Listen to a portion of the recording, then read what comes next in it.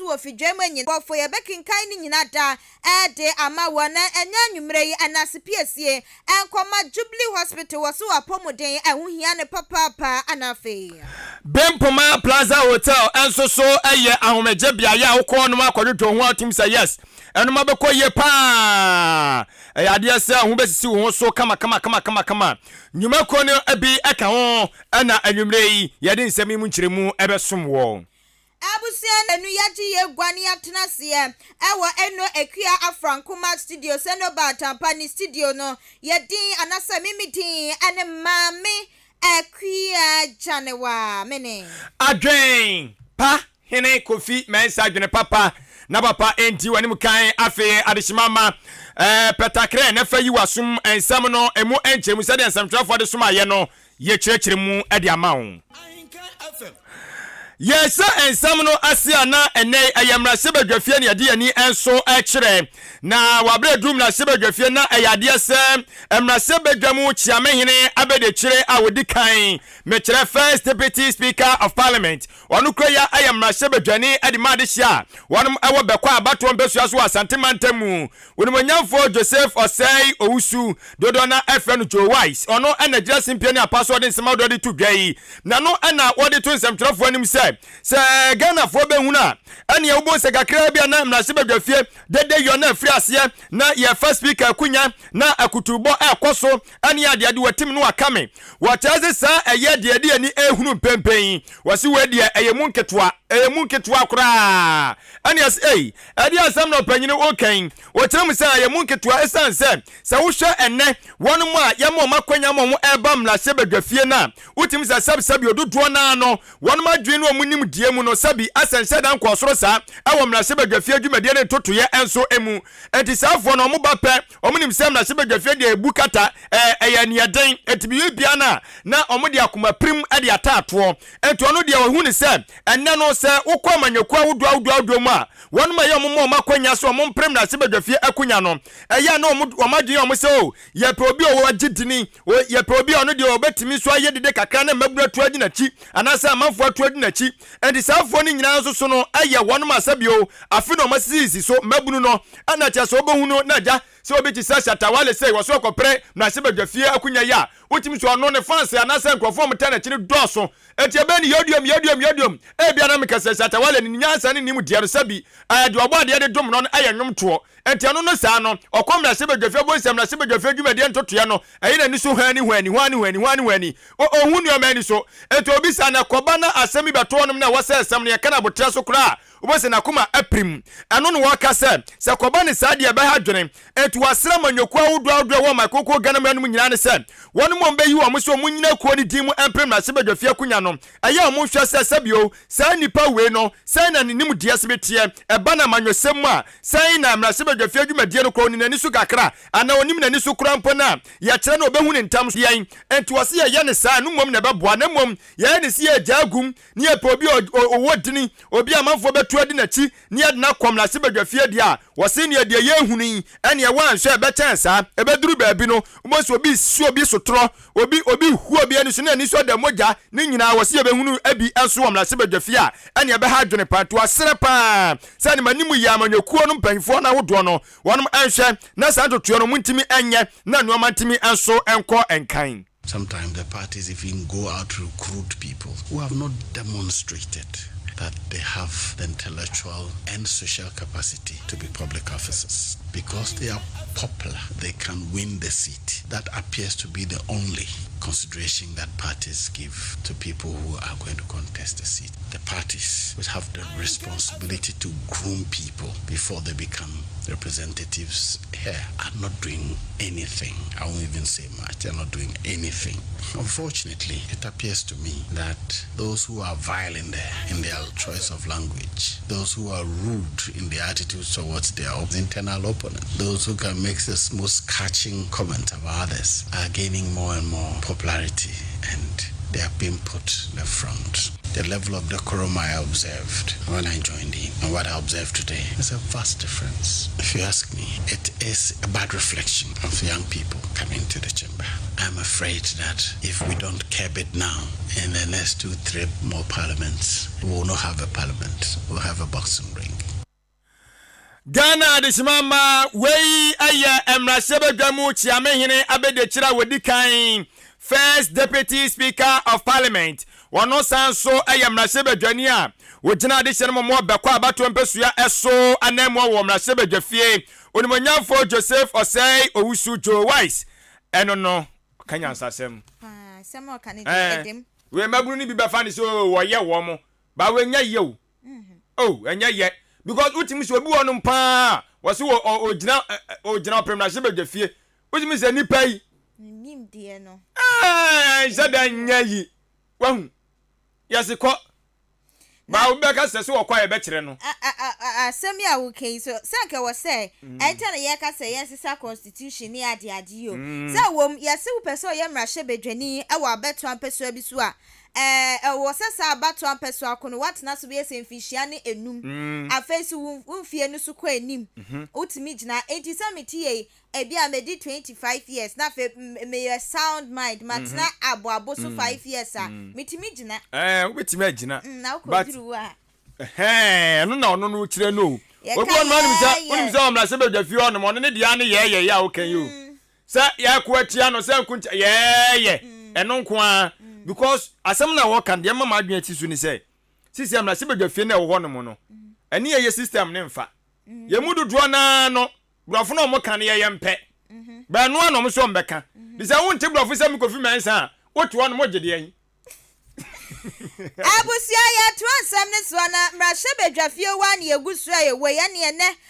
ye ma mi Jane Mensa wo kokopie mu ho ne edikan ne nsam ahodo abobo aba ye kirem sen krata wa matro bia koma na krata ne ko ye ne ne ma mi Jane Mensa wo bu ni ketem akokopie mu e wo ye Nigeria mani mu ane chese wo hwe o ma bato ekoso no so aboa atoto ne ma esuye enti krata ne ko ye ne ma mi ni wo ma ni mpanifu awodo e de atudwa na ene dei anabrewa yi poma wo kwan mu ama mi Jane Mensa wo kokopie mu e wo mrahye bedwafie kwa wakwa ye ni nyina ejina constitutional instrument a wamo ede hihye so CI no a wamu kire mu se afimpinu ni aduonu enan abato no yade Ghana card no ana ekwa 20 wuni Ghana card ni bia bre ni dro a enya de a wo so abato no betimi atubie ekoba ne sa ne dom kuma wamo mrahye bedwafie wamato wo manu asisu a kire mu se nya de a wamo bepene so wamo gitumu a enya ye dev se yankasa no ye wo ye ID card wo ho anu a ana ye de kire ye di ya niema ahodo ndi sa ID card no ewo se no na ye de tra ba Ghana card no wom se ba daban na nsen ya Ghana card ba ye wo ba beje ID card pani a enya de wom ebeti ase nti Ghana card no panifo anya bibi emfa wo na ma mi Jane Mensa ne de dwe kokopie mu ewo mrahye bedwafie no wade nsem ahodo atudwa no wo kire mu se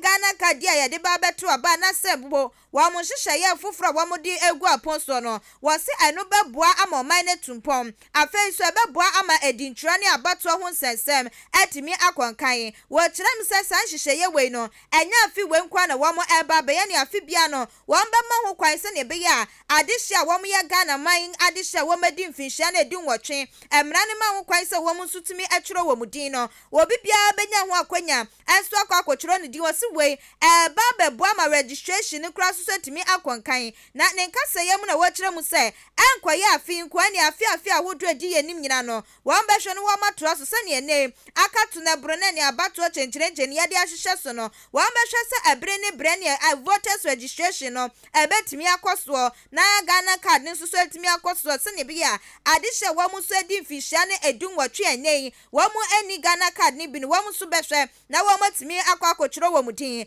wo se wo de anei e wo mu hyehyeye constitutional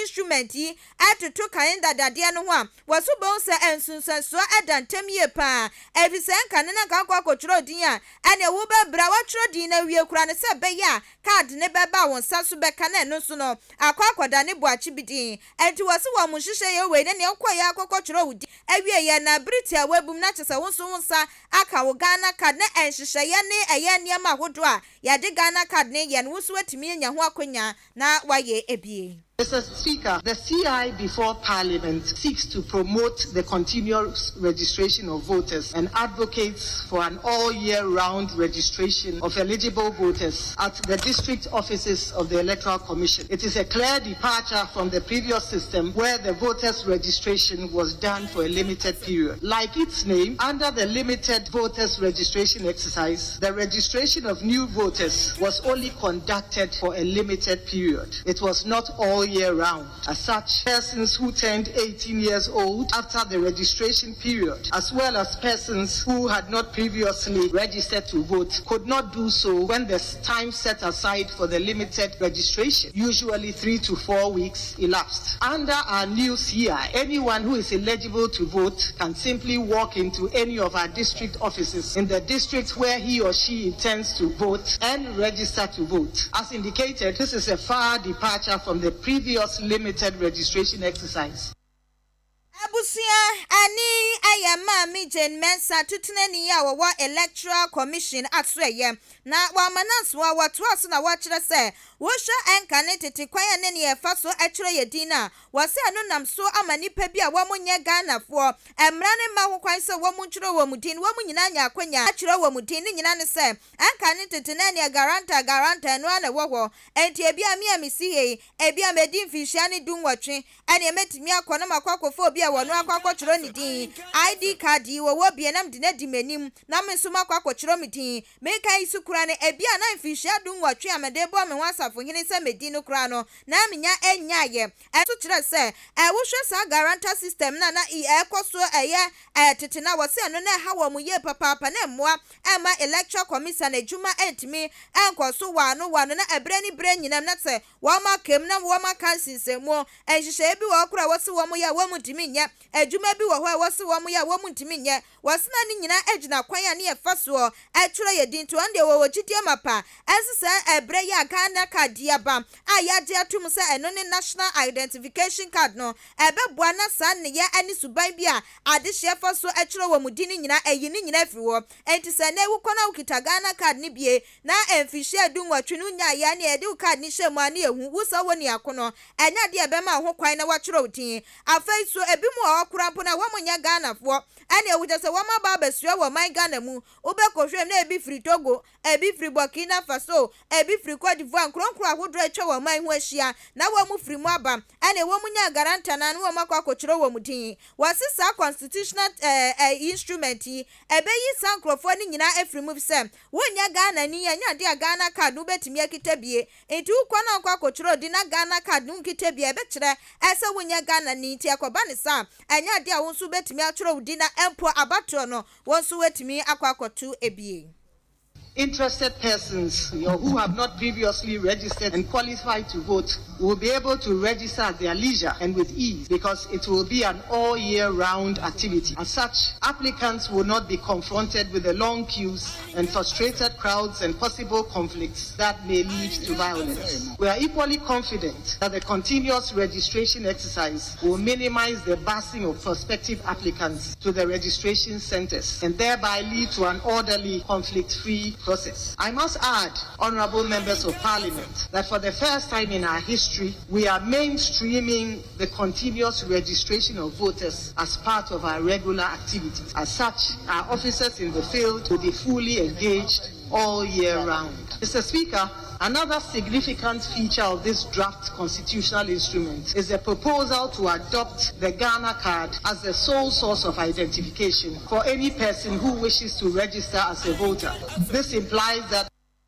Abusiama mi Jane Mensa Electoral Commissioner ne ani yekokotie ye na wowie ye no ana wa sanso atoaso a wo kire mu se we kura na ebeboa amampempin wo bi kwa akotro di din ya ne obekwa na light ten ya so obi timi so ana ne wodebo agugu fo mu kwaso okogina so o me papa ne gina ha me kuru nso gina ha se me bapa ni gina ha ma se susu die ne ma se be ma su die ne na tse de wo haw ni atete ana ebra de hye ne ebekowi ase kura na ne mentime wase a woto aso atimi ama ne homne so wasesa nhihye ye we ne ebeyi nyina afiri wona hwe ese wo bibiala ehwo so ebeto no. The guarantor system, which hitherto allowed a registered voter to vouch for the citizenship and age of prospective applicants will no longer be relied upon as part of our registration exercise. The reason is that over the years, the guarantor system has presented us with several challenges. Unfortunately, we were unable to discard it much earlier due to the absence of a national identification card, such as the one issued by the NIA. The challenges with the guarantor system are twofold. First of all, it opens the door for registered voters or guarantor contractors to guarantee and vouch for persons who are less than 18 years old. Secondly, it allows these guarantors to vouch for persons who are not citizens of Ghana. Such unqualified persons, usually minors and foreigners, use the door of the guarantor system to try to get onto our register. Abusiama mi Jane Mensa aya electoral commissioner aya tutinani wa maimwani ya wakwa Nigeria no waba wakɔhwɛ wɔ mabatro sɛ ne yɛkɔ so no waba no waba yɛ so ana wakɔ akɔpie mu ɛwɔ mmarahyɛbadwafie na ɛnsɛm ahodo a ɛyɛ mmarahyɛbadwafoɔ ne Ghanafoɔ bi adwen mu ntanta yɛnte yɛ waseɛ ɛsɛ Ghana card ne yɛde kɔ akɔtwerɛ yɛdin Ghana card ne yɛde kɔ akɔtɔ aba ɛwɔ bra yɛwɔ ID card ankasa so wɔ hɔ akebetimi ɛde adi sɛ adwuma nyina no ana wɔde mu kyerɛkyerɛ mu nyina ato dwa wakyerɛkyerɛ kwan a ɛyɛ sa constitutional instrument fu hyehyɛyɛ foforo yi timi aboa ama ya batoa ho sesem akọ enkan na ade na ade we mu nchechiri mu aye den sa Ghana card na ebi mu chire mu ano mu chire mu chia no because we say Ghana card nya ne de koto aba o ye ne register ne to aba 2020 no wo de odi wo mu dada omo mba register foforo no omo ba foforo yes omo na wo so omo de Ghana card ne ba nti wo ha ne sen ebi mu se de Ghana card na ekoto aba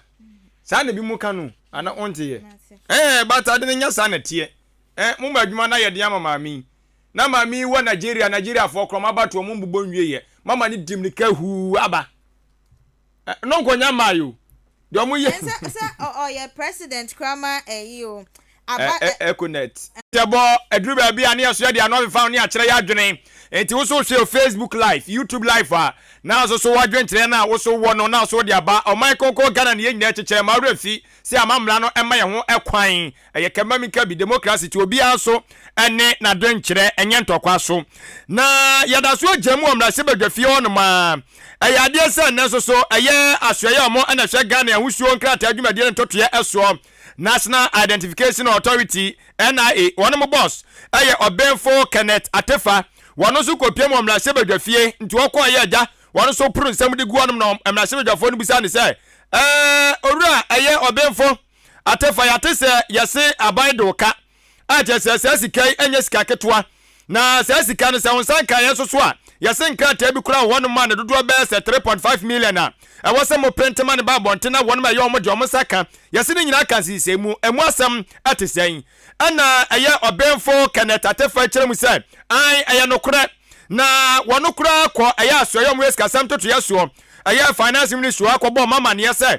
modi ɛka na kana modi ɛno sɛ mamfa ma nkrɔfoɔ wɔnom card na bɛka yɛnsa ɛne pro wa ha ntimo hwɛ na mo ma yɛsika kakra ne yɛso yɛtimi hwɛ ne yɛfɔ mo card mfa ma ɔmo sɛ de bɛyɛ a ɛbɛboa ma nneɛma timi akɔ nkan Owura Obenfo Kenneth Atefa de to dwabiem kyerɛ mu sɛ ɔmo ka kyerɛ ɛyɛ asomo esika to yɛ so no ɔmo so ade atum sɛ an ɛyɛ nokora sɛ ka bi wɔ hɔ na mmom ɔmo hwɛ animu sɛ ɛnkyɛ kora ebe ni akyirikyiri animanimu yɛ ɔmo hwɛ no makeka ɔmo sase akeka sika bi de abobom atimi ahwɛ de ama ɛyɛ National Identification Authority for sɛ de ɛbɛyɛ ɔmo so betimi aboa mmɔdene ahwɛ ama mo dwumadi ɔmo adie no atimi so akɔ nanim anasɛ akɔ so ntɛntɛm so na ɛno ɛna owura yɛ Obenfo Kenneth Atefa de to dwa kyerɛ mu sɛ ɔmo hwɛ animu sɛ sika boten no ɛsom bɛ sɛ Ghana cedis no 2 million and a Ministry of Finance. I was so mutimi edema one more. Said a bayo madman betimako and tentam eswo. Now, Osansu the two W Tramu said, so Monsaka a yes, as ikawe ya, or Monton Chomanas a cra, and Manimu Yombe Jason and a junior on Babaduma, on Babo all night, and ye giddy. No Mashana and name Crawford Krata. I was so Moshano Momosa etimi eka, no Moso so etimidia dance yachasa ampa, Mosumu Ghana 4 people no Ghana card no, or Monsansu etimi aka. Na some no dia opurubigu ho adesima ma yeso nyanto boase de bigu ahoma so mayentie. Ministry of Finance has informed NIA that the remaining 20 million will be paid most probably by close of business today. CalBank will then release a portion of the 3.5 million blank cards in bonded warehouse to NIA through IMS for the card printing. And the Ministry of Finance will provide additional funding of about 173,000 cedis to support the expedited card printing exercise that I have just spoken about. Right, Honourable Speaker, the plan is that NIA will engage 100 card verification officers for this exercise, and each card verification officer will staff 5 printers or manage 5 printers per day. Ghana Adesimama ene awuti yei wano ene ye opanyin ono na tua eye National Identification Authority ano eye obenfo Kenneth Atefa na wasanso de BP so biam kyerɛ mu sɛ ene awuhwe animu abɛsɛ nefo abɛsɛ edu ade kodu ba akoso onie eye so matimi ahwɛ apa baasum ko bi a wonum ehwɛ so matimi atoto nioma na enei enkrata ne bia wonum ɛwɔ so hwɛ na ɔmo de fa mfidiem na ɔmo print ba bontene so ɛma wonum ɛyɛ ɔmo de ɔmo saka no ɛno so ɔmo guso ɔmo edi ho dwuma ɛne atia so wonum ɛnna esen so mahunu sɛ Ghana card no sisi ayade bia ɛsombo pa ɛwɔ mayi mu sɛ unkura bia waso bɛyɛ hyehye esen sɛ unkura bia ebetime asi nneoma bebre ho akwan mefa ne sɛ ɔpɛsɛ utu kwan o passport o kwa ya yebebusa sɛ Ghana card wai entia no so wanya mapɛ na je sɛ waso yɛ hye wakwantuo ne nyinaa bɛka dem afenso ebia wo yɛ senkani open card ebedi adanse sampa wo yɛ senkani mapa driver's license no ɛno so nkuta Ghana card ɛno so waso timi yɛ hye pa wase ebia okakra wakodi sika kora bia bi Bank of Ghana anase bia commercial bank bi anaska kora bia wo do wo my koko Ghana ma bia osika wo ho na kwase wo kwa koyi na no unkura Ghana card ni bia ɛno so de ho pa o sika na so ni aka gudem onsantimi enka wase ebia onyakopa da roma watu susu kakra wo pase okoto asase sisi ani nyina no yehia Ghana card seneti wo ko ho no ma ɛno so yebebusa sɛ Ghana card adia ba kokora age ne ho me na pa wo Ghana hanomo ane abese envie mienum ntamunie no watese no yesem card registration na ekoso no ɛno so adia ba kwade asohye aba na ni nyina so nkomra ne bewie Ghana card so ti Ghana card ne de sisi esombo ewo mayi mu anu tinya de som do maso ye no ebedi agrokra o mbe so no mabu adwuma aboa se de be ya de hye wo so mo saka no o mo sabetimi aka mo dwumadi o mu die so akonkan e de ama wo no mo. And so over a period of 10 to 11 days we will print the cards, we will set up technical teams that will ensure mandate is delivered. The budget for that detail is provided in this table. Suffice it to say, Mr. Right Honourable Speaker, that by way of a reminder, there are about 17 mandatory uses of the Ghana card. In other words, there are about 17 activities in which a person cannot engage in Ghana if a person does not possess the Ghana card. One of them is the application for a passport, application and issuance of a passport, of a driver's license, of insurance policy, any banking transaction, whether it is personal or commercial, the purchase, transfer and registration of land, including landed properties of all kinds. Then transactions that are specified under the National Health Insurance System, the pensions, Social Security and National Insurance Trust, consumer credit, and under Regulation 7 and 8, as I'm reading, registration of voters, payment of taxes, registration of SIM cards. Abusiafo opanyina no ana eche Ghana yahusuo nkrata dwumadie ne ntotoye eso National Identification Authority boss obenfo Kenneth Atefa ne kwakwa mu a wode ne kasa no eba na wieye no ana wo kyerɛ mu sɛ do ma hu sɛ Ghana fo bi ho bɛ kyerɛ wo mu ntino o matimi afa abɛfo mfidie no eso atimi apaw platform bi a ene se bia obi epese onya ne ho ensem a ebia na ho nsem no wo omo nche dada na momo card na maye enti se wo sa platform no so a eyade se ebetimi anya eya ho ensem no se de bia odwumadie bia wudi no ebetimi aboa ma nnoma sosomu aye mmere ede ama wo. Right, Honourable Speaker, we also have established a verification platform, and this verification platform enables banks and other institutions to verify the identities of individuals. So the Bank of Ghana and other financial institutions, all 24 universal banks in Ghana, are onboarded onto our verification system. 146 rural banks and community banks are all onboarded. 16 savings and loans, 16 fintechs, 5 finance houses, and 3 microfinance institutions. Ghana adesimama ene a wuti yei wano ena washa Ghana eye ya wusuo nkrata adwumade ntotoya eso National Identification Authority NIA wano mo eboss no obenfo Kenneth Atefa abusia ya to asam ne so ewa ensem fufuro mu ane na watwi mu na beto dwase obepie mu ewa kwaye bibrem empotem ane tse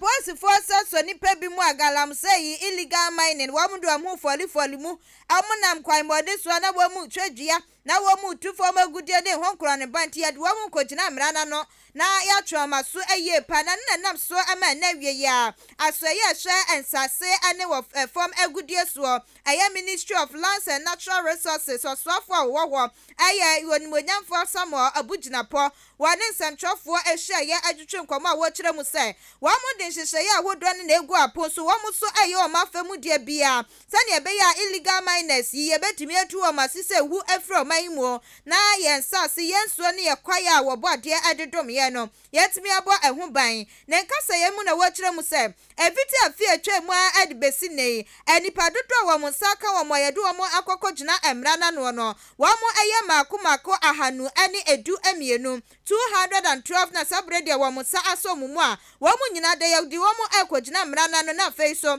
emra ne wo mu adie se koba se yede wo mu betwere aban kukumu so wo so behwe amasa niema ni nyina atimi akoso na wo kire mu se akwaya wo mu fa so ema wo mu sa eka sa nipa ahanu ani edu emienu yi wo se aya rapid response team a wo mu atiye awo forestry commission hyehyeye bia wo mu digu apon so ase wo mu bebo ye nsase ahoban no sa anhyehyeye no nene ejina so ama wo mu saka sa nipa aya ahanu ani dumienu ya wo mu de galamse yi wo mu ye bie afesu wo mu wie so no wo ma boy ra ye kwaya ahudrom na ye nwi ahodro wo ho no wo mu twitwa gusa wo se ni nyina no ekwa etia emranti mra so mu ne de wo behwe se ye betwe wo maso ye pa na wo kire mu se wo mu ensaka wo mu so niama ahodro wo mu ade ye illegal mining nyina wo se age ni nyina efrom nsama se wo ha nani enka dia excavators makomako edu enso 17 ana wo mu sa eka ye afeiso eba ne hyen ahodro a makomako aduonum enai 54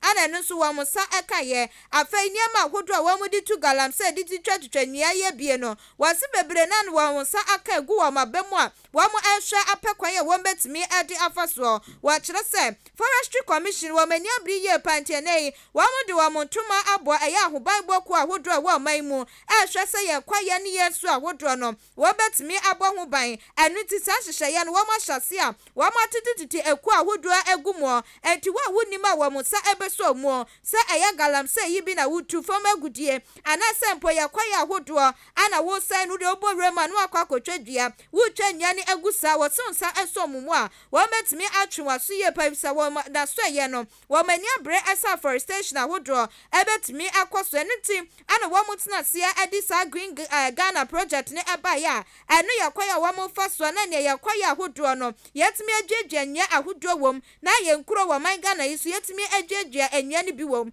wo se anya ehu wo faso de edimo man Ghana ani wiase afa na nyina enti na se ye no wo mutena se anya hwehan efa wo mu nsa enhye wo mu demri fam te se ne wo mu hwehwe no na wo mu hwema adehye bi emfa ye nso ne mo wo mu bo enkwankosai no emfa ye sase so em wo mu bo empo ye kwaye no wo mu emfa mo wo mu bo enkwankosai no. All forest reserves and wildlife protected areas to rid them of illegal mining and illegal logging. Last year, 212 suspects were arrested by the Rapid Response Team of the Forestry Commission for various forest and wildlife offenses. These suspects are standing trial at various courts across the country. The team also seized and or decommissioned scores of equipment and forest products, including 44,522 assorted lumber, 54 vehicles, and 17 excavators. While protecting the forest, we continued with our aggressive afforestation and reforestation program, including our flagship Green Ghana project.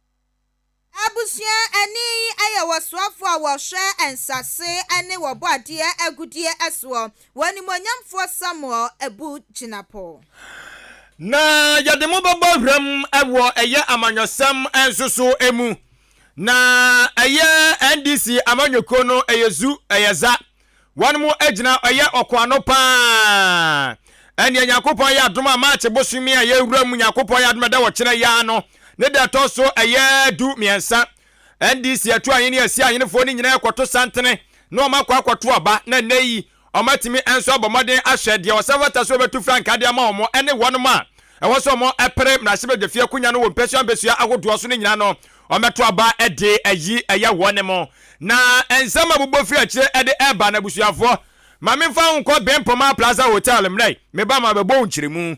na Bempoma Plaza Hotel adarumenti enedie yensu ba bia ebeda adwedwe ye ho da bi yensu ba bia de edofo beko sanse ba bi wono ma jado dofo beko no utimu se ho no mokwa na wankasa usugu yam sanse eka wo bebo no enya de ketwa na so Bempoma Plaza Hotel de eja onya bo moden na de dom ni nyina pa busua ni nyina ma ni nyina fo mu nyina aka ho na fo no mokọ na wakwa bo say yes mo ba jimani a ma hwa mu fie kwa akorampo no mu ba bi eda enya sesa bi ma boboro da bi na emu no sade ani gye ne honom frama no se betie no environment ne se betie no wokọ no wanka otrima wokọ ofia na ya o yasei na Bempoma Plaza Hotel se me kantra se nei oba anuane a wopɛ bia benya bia di wo ho eya dokodoko no die mu oden die mu omere me kira drinks no nyina benya bi no wanonom amanum atimi akonkan de onom abeka agish na ani nyina benya bi de obabu anum so ni nyina benya bi ho na wa bobọ na atimi abo amanum atimi akonkan na enu achi no oseme ganja se anopa tututututututu na breakfast ni si wabobọ ano ai na si wabobọ ano no banum onum ande ye de abesi wo ti de opa bia na waye no na atimi enso abo amanum atimi akonkan dan ya obewuram se okwa akwadwo ho no oh wanka se awuram atimi se yes we de dan mu pa na wawura no anti anano akwa bi ko ye ogina ho no ma na mse wahu na ni so ta no hey kwaku wahu dem fa compare ha wose no anu na maka ha na sanse empa na sida ni mu no otena mu a anasa odamu a tumi se ewoso ni padua no woso no saa na yade bia hye hu bia na wusugu na atimi enso aboa na dana kasankasa mu so no kunya sisimu no oh ebia mu oden kunya ni bia mu oden eti odi ayi na kwa yese okwa ye ayi a kunya na wutimi yusu bi di ye ayi na ni nyina atimi aboa manum atimi akonkan emu so da eho oden kama na weni se no kasamfo nyina bi bom oh fridge na bi sim bibia ho bambo sam so de ayi de mo pene ya ba bo ho ban pa kosi bra obefri ya na so ye wone mo na eye enyamode no so de mo nani se na nsen ya bete yedum na so na disco ogwa se da bi edum siesie se yedum so se yedum siesie se na disco yempe bi ewo eye Bempoma Plaza Hotel unhu bi wo ho eti bo made na bra honom de oba eye ni gie nko a obe feel comfortable na me pa chodo ani kire mu aye achemodan kwantanum na no wone the Church of Pentecost asafo no ene di animhwe ewo MTT di kwantempo no eso ani de no obuo kwa so frem panyifo na ne wonom twetwe nkomo kra sa na waba na yenhwe na gya wo dabre ne bibia no yefa gugu na akwam to umra na bibia sete kama 0249 855 396 0249 855 396 and 0243 118 500 0243 118 500 Bempoma Plaza Hotel was especially made for holidays makers from abroad and afar. Eti momrai na mon kwa dwom kama na adwuma bi na abeto honum say bam adwuma yi ya de so wa pe bi a che ma de na yawo benema wia so saa na okona oba saa oba onya adwuma nye say yawo ene mema no so obia mpade say housewife wana fie wife wana fie na wana wife obia mpe tiana so wanya adwuma ene say otiweni ye be frɛ no aba na okosa ye be frɛ no aba na okosa tu firi ho na okɔ firi kwaku ho na okɔ me ho firi kwaku na okɔ me ho saa na obɛyɛ no esan sɛ wonya adwuma de bɛboa bɛma no bɛma bia pɛ oba oyɛ adwuma obetimi aboa na no matimi akonkan na mmerɛ mu de saa na generation no akɔyɛ na ene ye pɛ oba ne ama na adwuma oba sabio wonim abɛfo mfidie nyansa pɔ no mu hunumu kakra na ja se computer no onimunim de basi ye tintim semfa ngun ye computer no so abefo fidie no so a oye heli up obe ne fast kama afa susu no mabu so ya kaso onye research bi no nwisu abefo fidie nya sapon so obetimi awisu dia ye na timi enso aboa wo se wutimi kuta eye abodin krata eno efiti eye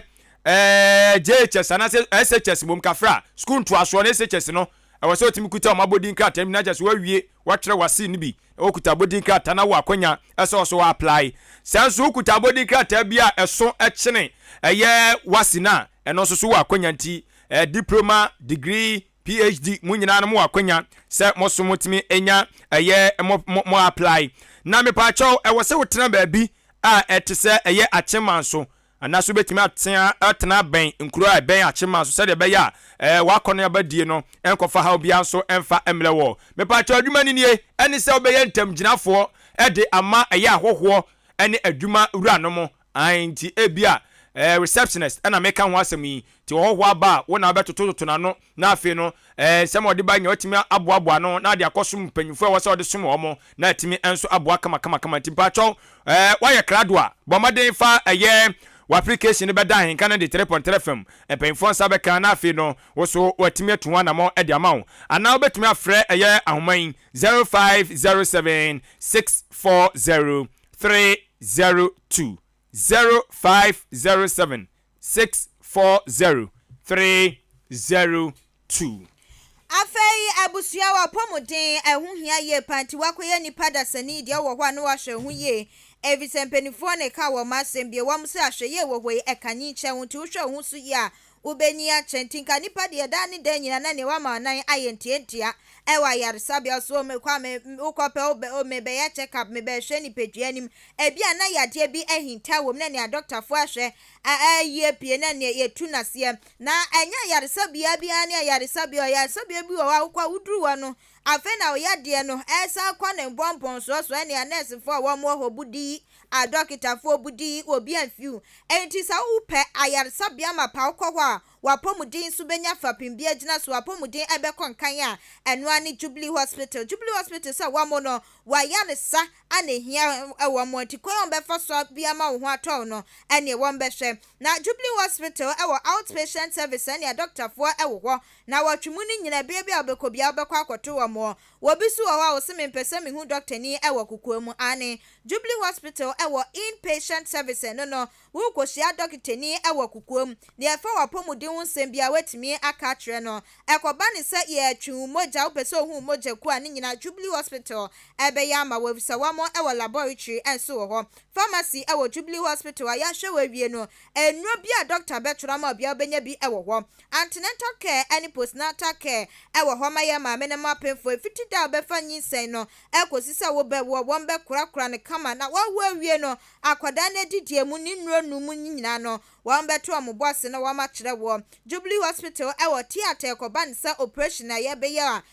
ne wo hwa anya efe na operation yo ne wo efa ha na we si amomfa ne nkwa ha amomfa ne nkwoto ha theater wo hwa won behwe aye operation na ama wo ultrasound and ECG scan enso wo entu fefuro na ne abosom miensa temukotwa scan na ye bekire wo akoda no wodaye anase wo na ye ni nyina ne ye bekire breko nanim so ne ye bekire so wo ye oba wo ye bema wo mo ye ntafo entasa ye bekire wo ultrasound ne so aye wo ye nwane mo a wo mo ewo prostate anase prostate ha wo mo na yade bi wo hɔ a ehia duro ehia pane ne de no eye kasa kire nti Jubilee Hospital ewo counseling unit ene doctor for no beto omoboase na wo makasa kire kwa obefa so edidi wundro numu nemu nyina wo bekire wo eni ni pedwane han enti wani atuchima senkim ni pedwane kanea edum wani na ya wo yanfa ko Jubilee Hospital na wo mo ehwe ema wo afei efiada no pabia na doctor for wo mo Jubilee Hospital eye nkire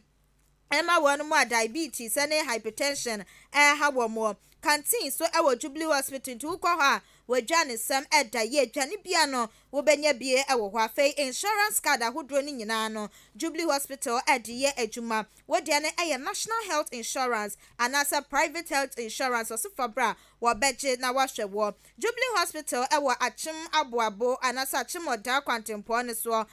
aboabo amantra bridge ne so ana wo mo ewo gmail ne from 0244 575 0244 575 799 na ne doctor for enso entwetwe enkomo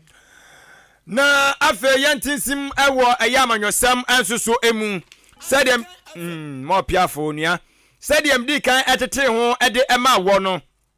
endi samanyoko no afrase wonum aye omontoto yeso mbema akwanya ama etu aye ne asi ahenefo wonum ewo amanyoko ni mu no wonum akwato santre no mayi eye kandifo a wobehwe na afimpino ene aduonu enan waprema mpanyini akunya no ede ama wonum enya no ko a emrasebedwafo nsoso anasa wonum so mo ene abeso mbeprem na sebedwafie akunya no womu nyina nsoso mbehwe no mato eso aba na wonum amosefa tan nsoso matimi ayiyi wonum a ahwa amanioma atimi enso akonkan na no enam so ebi ama bra wonum bi epunu mutu wo se wo a wugedi yese wo yekuo ne ba konkron no wo akwanya sa so befa nkrata na akotintim wo nsam ade guso na ya dansidie kyese ampa wo yekuo no eba na wo sevata asa didia tonte ma akwa ma so epribie no wo ayade se eye atwotoro ne nyintini ana akudamfo no dodo na no afirase a wonum kofo mo enkrata ana kyese wo so ni abere pa na usha eye wonum amopeso mutu franka de ma eye edi samanyoko na enipa maako enan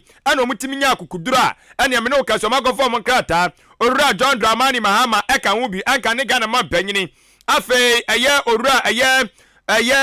kwabnadofo wono so odimu titima pa achese enya de ketwa ene former KM boss ekura so no so eni abre onso kofa bi nkrata ni bi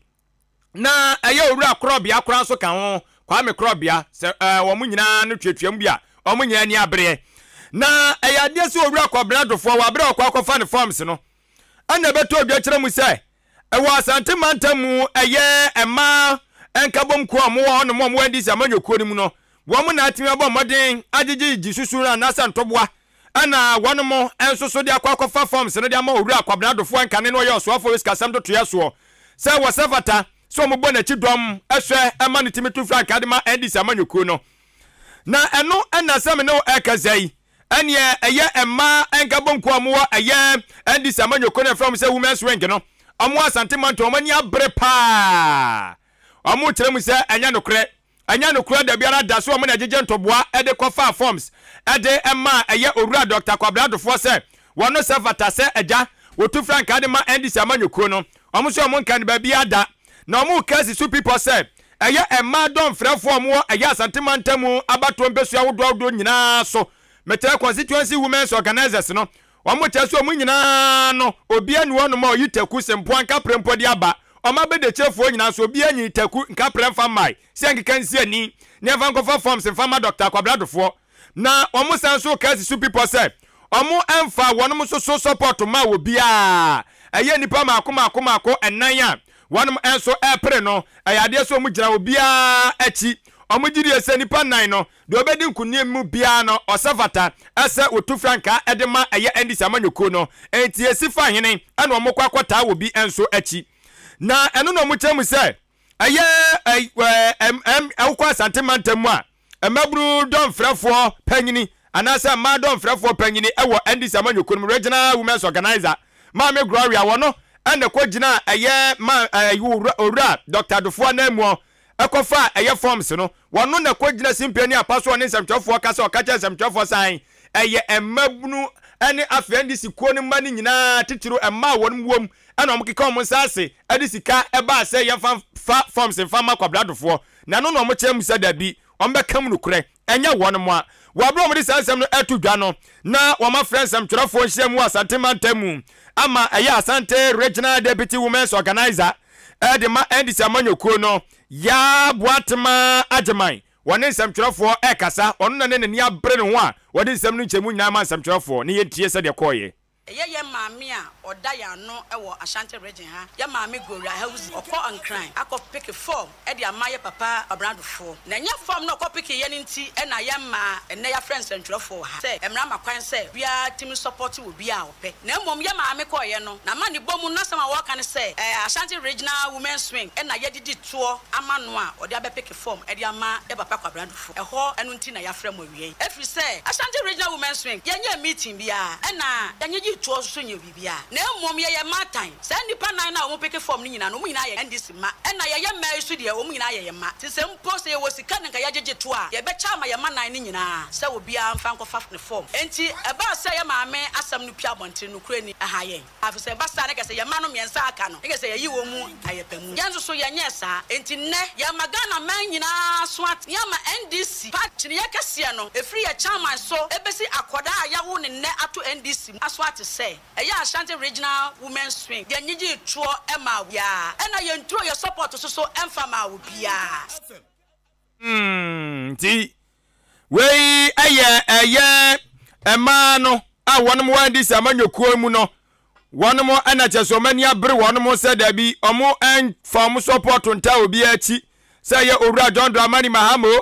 se ye owura Kwadwo Bonsuo se eye owura Ernest Kwaku eye Krobio se eye owura Dr. Kwabradufo obi a omo nta obi achi eti de otin nkan eye Asante Regional Deputy Women's Organizer Edema NDC amanyoko no maame ya Boatema Ajeman ana watene nka no abusua ye bu kasia ni ko mu senjen na ye bu mu dia ne ye kwa akopie mu e wasoye a ehwe ehumasuya ane adisua so e wo man mu eye Ghana Education Service na enche bia ne ne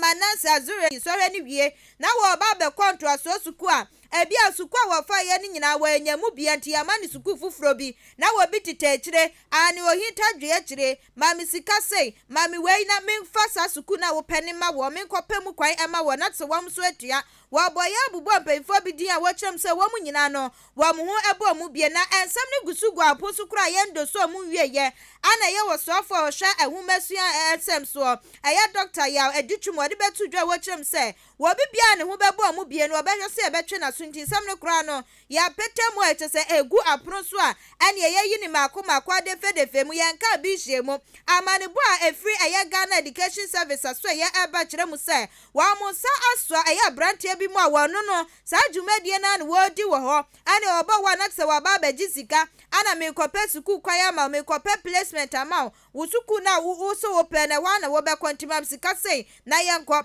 waso wo mo sa aso abrantie bi mu e wo wa ne wo mo hwe enso etimi atwe na so ye pa na ne anam ne so ema sansem nyina eba ye ene sem osuani ba ko wo ne ono na wo fo wo mo so akope suku kwan ana ne abrantie di e da ne so ane Francis Ekobonzi wadi ekokodi wo mo woji wo ma ye Ghana sika no 1,400 Ghana cedis and can it sika no 14 million and no wakwakoji yes wo kope placement ibie amo disuani ni wo wie ye na chesi sika na waje placement so wo kwakwafa ama ane na nam so ma woni akwa ye de sa asemi edi no wo ba monte so adi na no din sem nyina da ato edwa. Last Tuesday, I came here for a replacement of my daughter. Actually, it's my adopted daughter. So when I looked at the situation, the pressure too much and may not be able to get to school. And the woman was worried. So I decided to take the first step on my own. Even I lodged the complaint to my honorable. Who is coming? So he asked me to pay 1,500 Ghana cedis. I said, oh, look, I don't have that money. So what do you do? I called the madam, and madam, even I was in the funeral in Kumasi, when he was giving me pressure that if I don't send that money to him, there will not be no replacement for him. So if I send the money to him, that is on Saturday, by Monday morning, when you go and check, it will be ready. But I have to make sure that I will bring the balance of 500 Ghana cedis. So this morning I came with 200. She refused to take the money. So it's a sense that if I don't pay the balance, there's no way I can get a replacement for the girl. Meanwhile, I've already given him 1,000 Ghana cedis. That's on Saturday, mobile money. I have the name and everything here with me. Okay, fine. Then I let the mother send the balance of 300 cedis and 300 cedis and 500 cedis and I add to it. And he give me a number. This is the number that he gave to me. I should send it to this number right now. And I send this money to this very month, the 400 balance. I send this right now.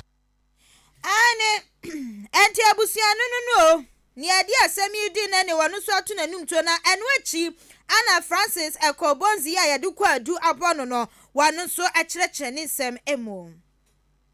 Well, I know this man. I was here on Friday, okay, and then he wanted a replacement to be done, and I said, okay, I can help her. I can help him get a replacement, okay. So there is a kind of amount of money that he has to pay. Then we give it. Well, he has given me 1,004, and I said by the close of today, I can help him get the placement. Yes, but not in a condition as in the school is not being going to be provided. He explained his situation, and I told him, say this and that. Well, my man just let me say, consult them that this and that and that. He explained the situation that he has given me money, and I've assured him that I can help him for the school to be changed, but it has not been done. Like, the situation was that I saw this man and was very worried. Like, someone has helped me get a school to some few people I brought. I'm more of like an agent. I work with my boss. He's called Mr. Robert. To have someone, he has someone here that normally, if then there is a communication.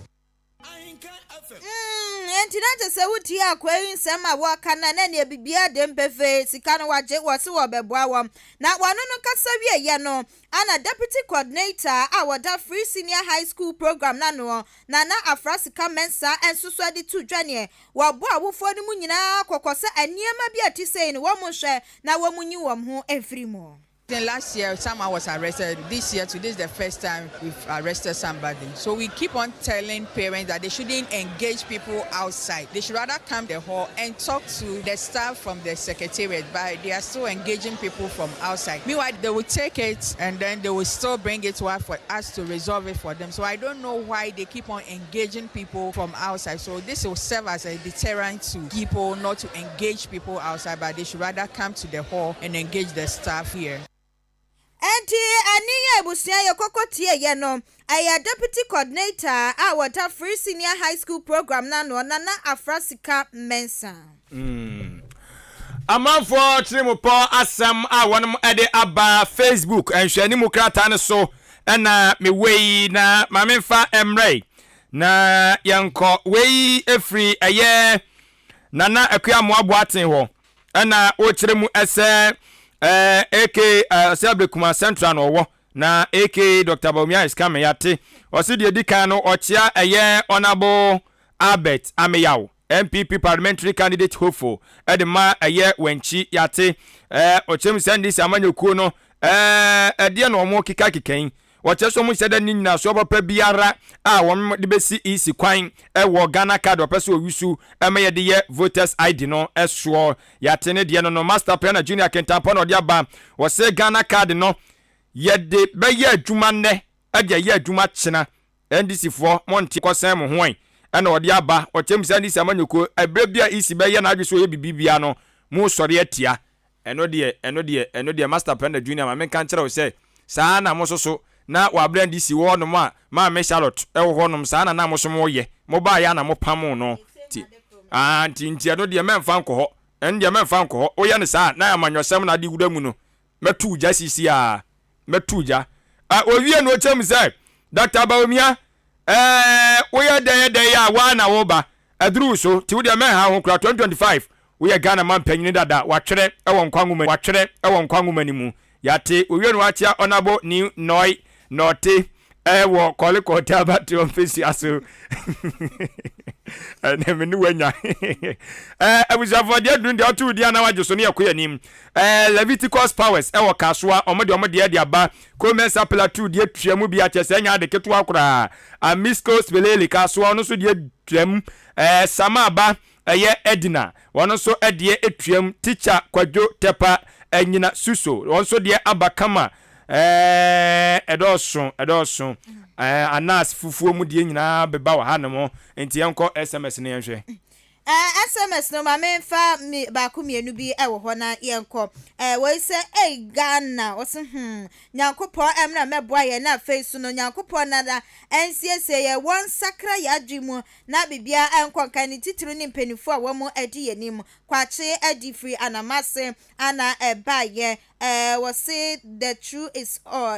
one not to say no crane aye baako ana wono so ochia aye elder eno so no ewo asene was say enchia piesie enko emano master planner junior kentampo de nem say yakenkan ewo Facebook ono wode fa ha no wode afa nti abusia ya di esi na bibi wo